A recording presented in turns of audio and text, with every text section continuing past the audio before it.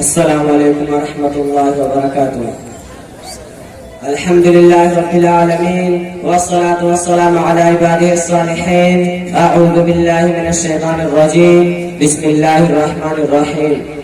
يا أيها الناس اتقوا ربكم الذي خلقكم من نفس واحدة وخلق منها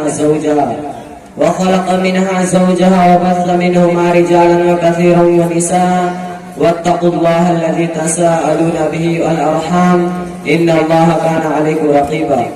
اما بعد. پہلے دیکھا تھا بازار میں صنم بکتے ہیں، پہلے دیکھا تھا بازار میں صنم بکتے ہیں، آج کیوں شرم نہیں آتی کہ ہم بکتے ہیں؟ تیری عظمت کی قسم، مرد کی قیمت ہے کم، مرد بک سکتا نہیں، بکتے ہیں مٹی کے صنم. محترم سامنے کرام، بزرگان دین، میرے بھائی اور عزیز میرے ماں اور بہنیں، آپ جیسے عظیم المرتبہ شخصیات کی موجودگی میں چند منٹ لبکشائی کی ہمت کی ہے. آپ حضرات کی شفقت و محبت کا دین ہے، ورنہ کہاں میں اور کہاں یہ نکاتے ہوئی. اگرچہ پر میرے مگاہٹ اور دلوں میں گھبراہٹ کا احساس ہو رہا ہے، لیکن آپ حضرات کی کرم فرمائیوں نے ہمت کی جو دولت عطا کی ہے، اسی کے سہارے کچھ عرض کرنے کی ضرورت کرتا ہوں. آج دل کو جہیز کی لعنت سے ہمارا معاشرہ دو چار ہو رہا ہے. بہت سی ارمانوں کی دنیا پلٹ رہی ہے اور نہ جانے کتنے آئے اور فسقیہ فوضائیں میں محلول ہو رہی ہے. آج ہم اسلام کے دعوے دار ہیں، خود ہی اسلام کا صاف شفاف اور پرکشش چہرے پر قابل لعنت دار بن چکے ہیں. نکاح اور شادی کو اسلام کے عالی قوانین میں سنت اور عبادت کی حیثیت حاصل ہے. حضور اکرم صلی اللہ علیہ وسلم نے انسانی نفسیات اور فطرت کا کتنا صحیح اندازہ لگایا ہے کہ آپ نے ارشاد فرمایا، دنیا میں لوگ شادی بیاہ، حسن جمال، مال و متاع اور حسب و نسب کی بنیاد پر کرتے ہیں، لیکن ایک حق پرست اور خدا پرست کا شیوایا ہونا چاہیے کہ وہ ان تمام اور سے قطع نظر کر کے اپنی شریک حیات کو پسند کرنے میں دینداری کو ترجیح دے. آپ نے فرمایا، محض خوبصورتی کی بنا پر کسی عورت سے نکاح نہ کرنا، یہ ہو سکتا ہے کہ حسن جمال اس کے لیے تباہی اور بگاڑ کا سبب بن جائے. محض مال و دولت کی وجہ سے بھی شادی نہ کرنا، بلکہ دینداری کی بنا پر شادی کرنا. اس میرا قدر نصیحت کے بعد فرمایا کہ جب کسی ایسے شخص کی طرف سے بیان آ جائے جس کے اخلاق دین سے مطمئن ہو تو شادی کرو، ورنہ زمین کا اندر عدم فتنہ اور زبردست فساد برپا ہو جائے گا. دل کو جہیز کا پرستار، دن دہانے ڈکیتی ڈالنے والے ان ہدایات کی روشنی میں اپنی شادیوں کا جائزہ لیں کہ شادی کے وقت کون سا نقطہ نظر ہے جو ہمارے سامنے ہوتا ہے. آج دنیا کی چمک دمک، مال و دولت کی ریل پہ جہاں منزلت اور شان و شوکت کی ہوش نے انسانوں کو اندھا بنا دیا ہے، اور اسی طوفان میں دینی فطرت کا جاننے والا اور اسلامی سادگی کا نقیب و محافظ خوش و خاشاک کی طرف بہاتا چلا جا رہا ہے. آج دولت کے پجاری لڑکی سے شادی نہیں کرتے بلکہ تلک سے شادی کرتے ہیں. آج کے نوجوان تلک اور جہیز کے بازار میں بک کر اسلامی حیثیت کا جنازہ نکال رہے ہیں، اور لڑکی والے بھی جھوٹ شان کو برقرار رکھنے کے لیے دولت پانی کی طرف بہا دیتے ہیں. حالانکہ اسلام نے اس فطری اور انسانی ضرورت کو بھی سادگی کے ساتھ انجام دینے کی تاکید کی ہے. خود حضور اکرم صلی اللہ علیہ وسلم کا ارشاد ہے کہ سب سے بابرکت شادی وہ ہے جس میں کم مال خرچ ہو اور دشواریوں میں مبتلا نہ ہونا پڑے. لیکن ہم نے اپنی بدقسمتی کی بنا پر رسم و رواج اور خرافات کی پابندی اور دل کو جہیز کی قید لگا کر نکاح اور شادی کو اتنا مہنگا کر دیا ہے کہ لوگ اس خوف سے خود کوشیاں کر رہے ہیں، خاندان لٹ رہا ہے، عصمتیں لٹ رہی ہے اور دشمنی پیدا ہو رہی ہے. روپے والے محض اپنے شان و شوکت ظاہر کرنے کے لیے لاکھوں روپے پانی کی طرح بہا دیتے ہیں. اس لعنت کے سب لڑکیوں سے نفرت اور ان کی پیدائشی سے آج کا مزاج بنتا جا رہا ہے. اسی طرح یہودیت اور عیسائیت اور بدھ دھرم میں عورتوں کا کوئی خاص مقام و مرتبہ نہیں تھا. عورت گناہ کا پتلا سمجھی جاتی تھی اور مرد کی نفسانی خواہشات کی تکمیل کے سامان پر استعمال کی جاتی تھی. حتیٰ کہ بدھ مت اور ہندو مت میں عورت مرد کے موت کے بعد عورت کا زندہ رہنے کا کوئی حق نہیں تھا. اسی طرح ہندوستان، چین و جاپان میں عرب میں نزل قرن قرآن سے قبل پیدا ہونے والی بچیوں کو مٹی میں زندہ دفن کر دیا جاتا تھا.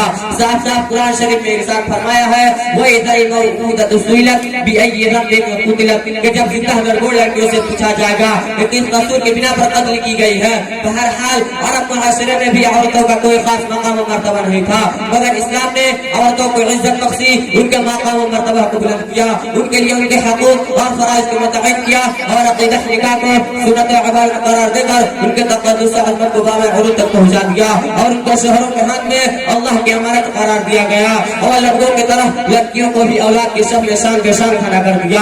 حضور اکرم صلی اللہ علیہ وسلم نے فرمایا کہ عورتوں کے ساتھ اچھا سلوک کرو، مگر آج بزرگوں نوجوانوں نے دل کو جہیز کی لعنت کو اپنے گلے سے لگا کر اس صنف نازک کو اس تاریکی میں ڈھکیلنا شروع کر دیا ہے جہاں سے اللہ رب العزت نے اپنے کلام پاک میں اور حضور اکرم صلی اللہ علیہ وسلم نے اپنے ارشاد میں نکالا تھا کہ آج ان معصوم کلیوں کی چیزیں سننے پر ملے ہوئے ہیں جو زمانہ جاہلیت میں ابا ابا کی صدائی بن کر نکلتی تھی اور غالب پاک کو اس لیے رحم نہیں آتا تھا کہ معاشرہ اور سماج کی رویہ سے بالکل تنگ آ چکا ہوتا تھا، گڈھا کھودتا اور اپنی معصوم بچی کو اس میں ڈال دیتا، جب مٹی ڈالنے لگتا تو بچی ابا ابا کہہ کر چیخنے لگتی لیکن باپ کا دل ناپسندہ۔ اے مسلمانوں، اس لیے ہمیں ہوش آ جانا چاہیے ورنہ بار بار یہ قسمت بن جائے گی۔ میرے بھائی اور دوستوں، جو اتنی باتیں آپ حضرات کے سامنے بیان کی آپ کی سمجھ میں آتی ہے یا نہیں، یا ادھر سے سنا اور ادھر سے نکال دیا؟ آپ حضرات سے میری درخواست ہے کہ دل کو جہیز کی لعنت کو دور کرے۔ اب میں انہیں چند باتوں پہ اپنی تقریر ختم کرتا ہوں۔ دعا کریں اللہ تبارک و تعالی ہمارے تمام مسلمان بھائیوں کو جہیز کی لعنت سے بچائے، آمین۔ ہر شہر ہر گلی میں ہے چرچا جہیز کا، دنیا میں یہ رواج ہے اچھا جہیز کا، لڑکے کا جنم ہوتے ہی کہتا ہے فخر سے 1 لاکھ کا ٹکٹ ہے بچہ جہیز کا، لڑکی کی والدین کی نیند حرام ہے جب سے سنا ہے شہر میں چرچا جہیز کا۔ وآخر دعوانا ان الحمدللہ رب العالمین۔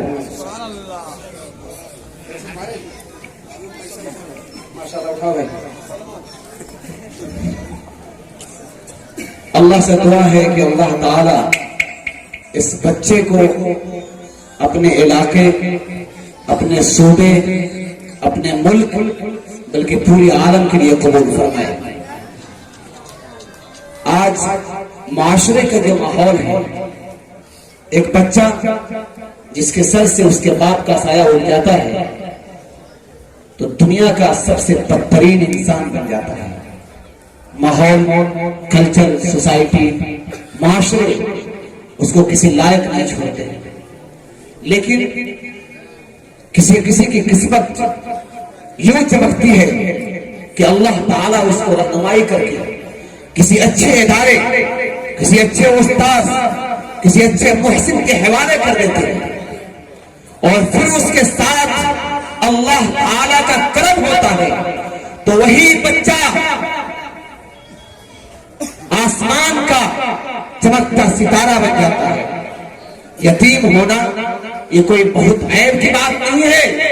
ہمارے لاڈلے پیغمبر یتیم پیدا ہوئے تھے، آپ کے پیدا ہونے سے پہلے آپ کے والد محترم کا سایہ اٹھ گیا تھا، ہوش سنبھالنے سے پہلے ماں چل بسی تھی، وہ یوں ہی ہوش سنبھالنے لگے تھے کہ دادا کا سایہ بھی اٹھ چکا تھا، لیکن اس طرح یتیم نے دنیا کو ایسا دستور دیا، ایسی راہیں دی، ایسا منشور دیا کہ ساری کائنات اس کے چلائے ہوئے چراغ سے آج روشن ہے، اور یقین ہے کہ قیامت تک روشن رہے گی انشاءاللہ۔ اس لیے ہم اپنے معاشرے میں دیکھیں اگر کوئی بچہ ایسا ہے تو اس کے سر پہ شفقت کا ہاتھ پھیر کر اس کو حوالے کریں اچھے اداروں کے، اس کے پیچھے پیسے خرچ کریں، اپنے روپے لگائیں، اپنی محنت لگائیں۔ ہو سکتا ہے بچہ آپ کا بچہ کسی لائق نہ ہو اور وہ بچہ آپ کی قسمت کو چمکانے کا ذریعہ بن جائے گا انشاءاللہ۔